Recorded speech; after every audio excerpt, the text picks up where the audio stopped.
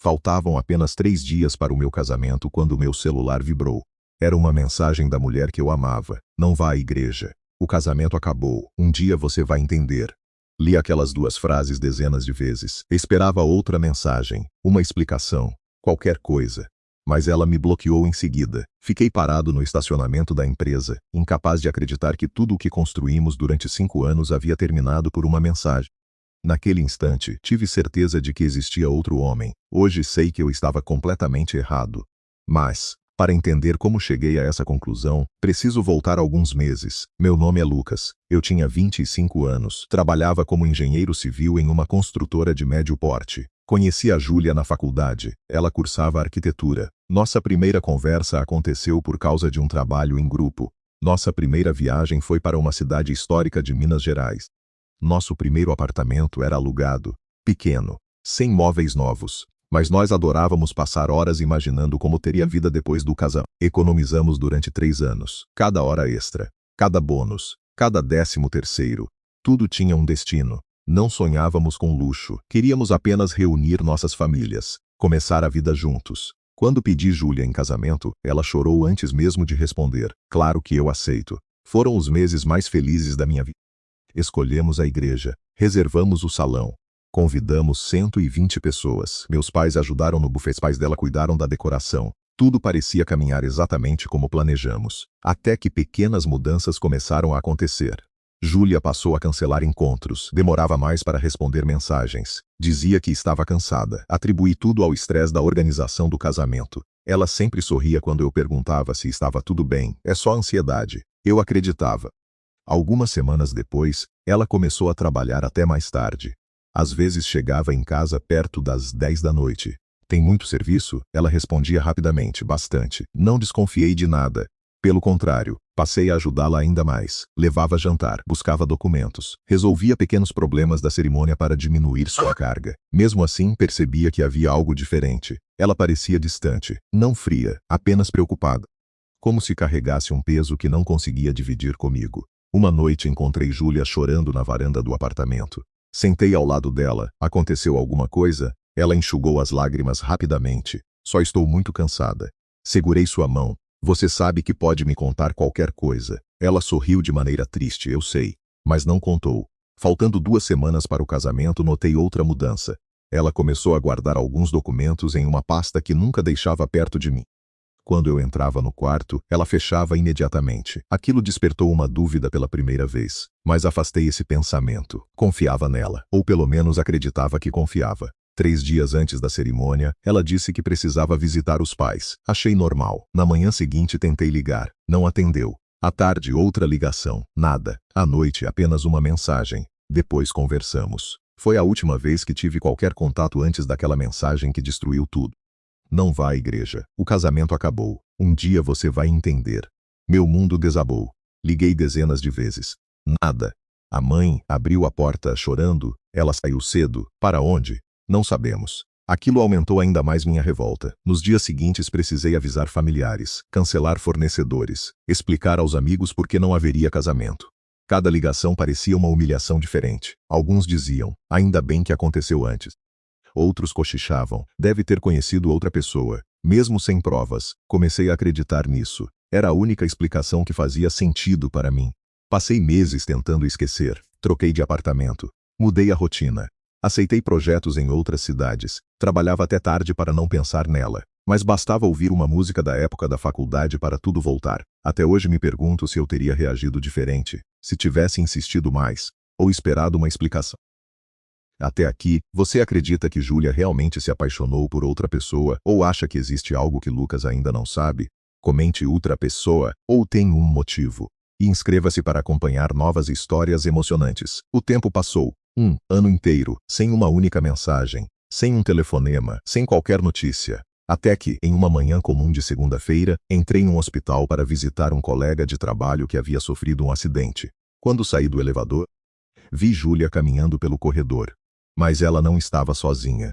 E quando reconheci quem estava ao lado dela, senti que tudo o que eu acreditava durante aquele ano talvez estivesse completamente. Fiquei imóvel. Júlia também me viu.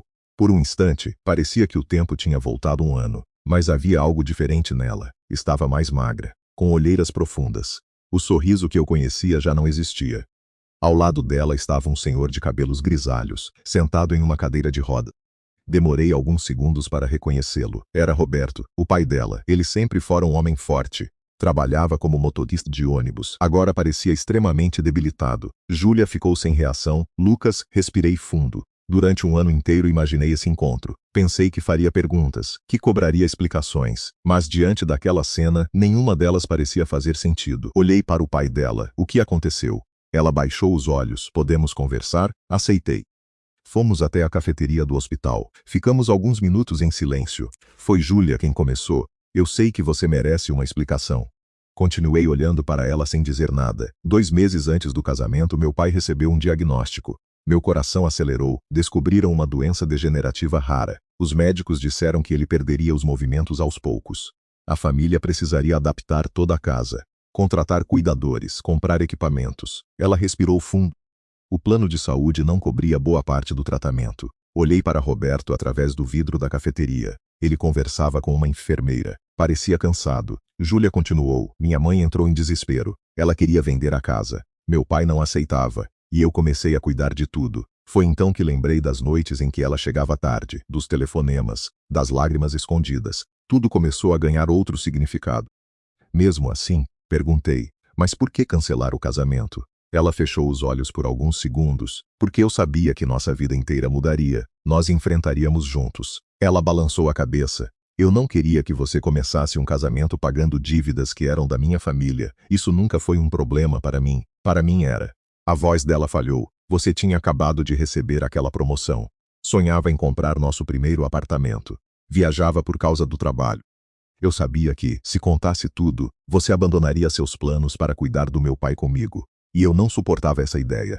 Respirei profundamente. Então você decidiu por nós dois. Ela assentiu, chorando. Achei que seria mais fácil você me odiar do que destruir os seus sonhos. Passei a mão no rosto. Durante um ano inteiro, eu a julguei. Contei para amigos que ela havia desistido de mim. Cheguei a acreditar que existia outro homem. Nada daquilo era verdade. Perguntei baixinho. A mensagem? Um dia você vai entender. Eu queria explicar, escrevi dezenas de cartas. Nunca tive coragem de enviar nenhuma. Naquele instante percebi que ela também havia sofrido. Muito. Nenhum dos dois saiu daquela história vencedor. Enquanto conversávamos, Roberto aproximou lentamente a cadeira de rodas. Sorriu ao me ver. Você deve me odiar. Não. Ele segurou minha mão. Pedi para ela não cancelar o casamento. Ela não me ouviu. Disse que não deixaria o homem que amava carregar um peso que era nosso. Olhei para Júlia. As lágrimas não paravam de cair. Pela primeira vez consegui enxergar a dimensão da escolha que ela fez. Discordava completamente, mas compreendia de onde ela tinha nascido. Nos meses seguintes voltamos a conversar, sem promessas, sem pressa. Eu passei a visitar Roberto algumas vezes. Também ajudei a adaptar a casa, nunca porque alguém pediu, mas porque era. A confiança, porém, demorou muito mais para voltar. Um dia, caminhando por uma praça onde costumávamos estudar na faculdade, perguntei, se pudesse voltar no tempo, faria, respondeu sem hesitar. Contaria a verdade no primeiro dia. Sorri de leve. Eu também. Por quê? Porque amar alguém também é deixar essa pessoa escolher ficar. Ela segurou minha mão. Ficamos em silêncio por alguns segundos. Não existia mágica, nem uma solução perfeita. Reconstruir a confiança levou meses. Conversas difíceis, pedidos de desculpas. Novos medos. Até que quase 2 anos depois daquele casamento cancelado, marcamos uma cerimônia simples, apenas familiares, poucos amigos, sem luxo, sem ostentação. Antes de entrar na pequena igreja, Roberto, já usando um andador, aproximou-se de mim. Com a voz emocionada, disse, obrigado por voltar. Respondi sorrindo, eu nunca teria ido embora se tivesse conhecido a verdade. Naquele momento percebi uma lição que carregarei para sempre. O amor não acaba apenas por falta de sentimento. Às vezes ele quase acaba porque alguém acredita, sozinho, que está protegendo a outra pessoa. Mas nenhuma decisão importante deveria ser tomada escondendo a verdade de quem escolheu caminhar ao nosso lado. E você? No lugar de Júlia, teria contado toda a verdade ou também tentaria proteger quem ama sozinho? Comente contaria ou esconderia. Se quiser, explique sua opinião em uma frase. Inscreva-se para acompanhar novas histórias sobre amor, família e recomeços. E se esta história fez você refletir, deixe também o seu like.